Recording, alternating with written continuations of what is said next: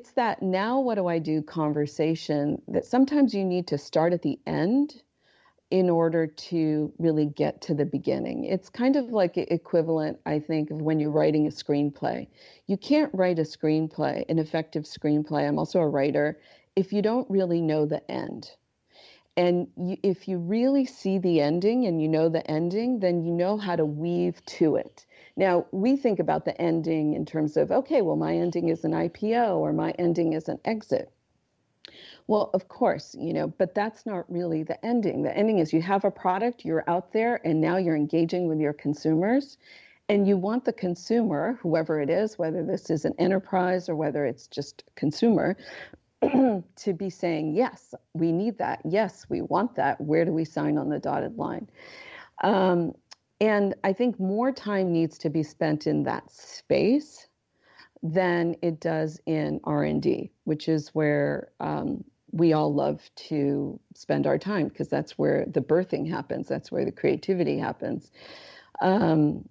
So I think that discipline is really critical to success. And I also believe that we have bought into a particular way of doing our entrepreneurial work. And we have followed the path that's been carved by our predecessors, which are men. And their path is not necessarily our path.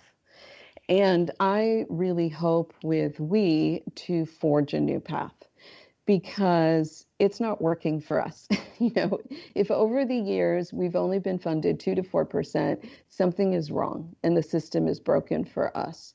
So it's time that we work differently. So that's what I hope to achieve with we. Oh, well, I think it's beautiful. And so tell us, what is the mission? What's the mission statement for we? Yeah.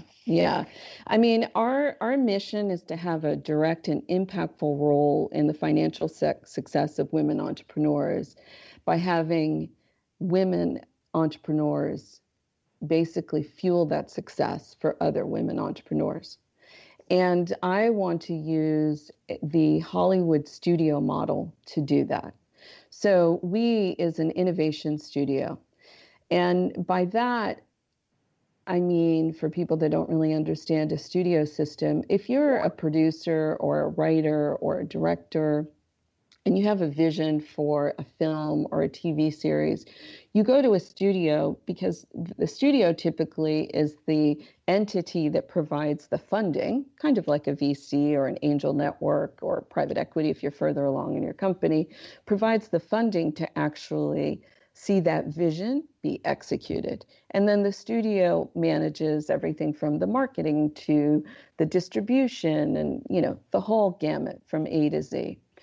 So what I would like is to really partner with women entrepreneurs on their vision execution so that you are more of a safety net throughout the process, as opposed to saying, here's a check, go with God, let us know how it goes, or here's a pitch night, you have 3 minutes to tell us how fabulous you are and why we should invest in you, and then here's a check and off you go.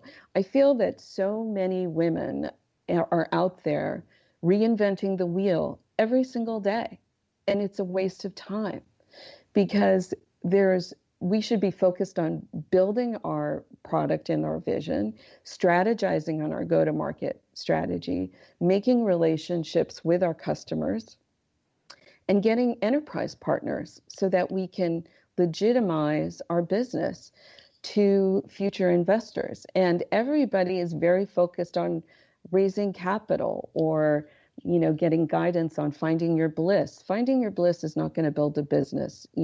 People are going to write checks because they think your business is a smart business to invest in. And it's not about the product, it's about the business. Because at the end of the day, we all need to understand that raising capital is not necessarily a great thing because it's an obligation, it's debt. But it's become extremely sexy, right? Like people go out and brag about it, like, oh, I just raised $1 million, or I raised 3 million, or 5 million. But at the end of the day, you're raising debt, and you're giving away control of your company, and that oftentimes is a necessity at certain times. But I don't think it's a necessity necessarily in the beginning, because I think there's a lot that can be given to entrepreneurs that would be equivalent to writing a check that can help them get not from A to Z, but maybe from A to D or from A to G, so that they can start to build a business plan, to really strategize, to really do research, to really find great team members, all of those things that are integral first steps to getting an idea off the ground. Well, and that's the thing, I say this to clients all the time. It's the most expensive thing you can do. And, you see this in Beach, well, the Valley too, but we're here in Silicon Beach. And people, they give away, they make promises of capital all the time. And, if I've not been able to be there at the outset, I look at a cap table that comes to me and think, oh my gosh, we have to clean this up. There are people Yeah, that provided services a year or two ago and they've long gone, and they're, the work product or the output they gave has completely been over, changed and circumvented. And so, and you've got them on your books forever. It makes it so hard to keep raising money. And so, what does it take to bootstrap? That's got to be part of your model of thinking in terms of, and having the right resources around people who've done it before, like that, what you can offer. And what I see about it that's so exciting is how it can become that resource of experience, right? yeah, Just people who've done that before, and it can stop you from making the mistakes that others have made before yeah, you. yeah. Now, So, if you look at a studio model, for example, you have a bunch of people at the studio who are producers, right? And they all have deals. So let's say instead of producers, they're entrepreneurs at different stages of development. Some of them are extremely successful entrepreneurs that are there to really help as consultants. When those producers have a show that is about to go into production as a pilot, all those producers, or many of those producers, will be asked to attend a table reading, to just sit and listen to the script being read. And after it's read, before they even start to shoot the pilot, those producers go back to the writer's room and they give the executive producer who's in charge of that show their thoughts on, here's some jokes for your show, here's some storyline points that we would like to make. They all team up during that important birthing process to make a better show. And it's that sense of family and of supporting one another during that process that I really would like to foster, because again, there's so much knowledge to be shared from entrepreneur to entrepreneur, because they've already been down this road that I don't really believe is being mined. And while I think that people who are in the financial side of the equation and are writing the checks are incredibly knowledgeable, their agenda is very different, which is, how do I make money in 5 years from this relationship? And that's all about growth, accelerated growth, an exit, an IPO. And for entrepreneurs, helping entrepreneurs, it's a different agenda. And well, that's, I think, part of something we that, need to look at. yeah, and part of that is making sure that you have an open mindset, right? And that may be something that women are better suited for, because we see this all the time with CEO founders that don't think they need anything. And so, or they don't need the support. And women tend to think they need more support than what they actually have, or afraid to even imagine that the support is already there.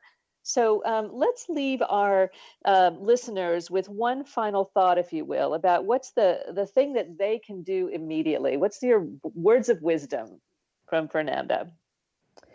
What they can do immediately if they want to start their own business. Yeah. Yeah. What I would suggest is you start with the pain point. So you start with something that is important to you, that you bring some experience to the table because you are that consumer and you know that pain point well, and it frustrates the hell out of you. And then research what's out there and what you feel you can do better and how you would do it.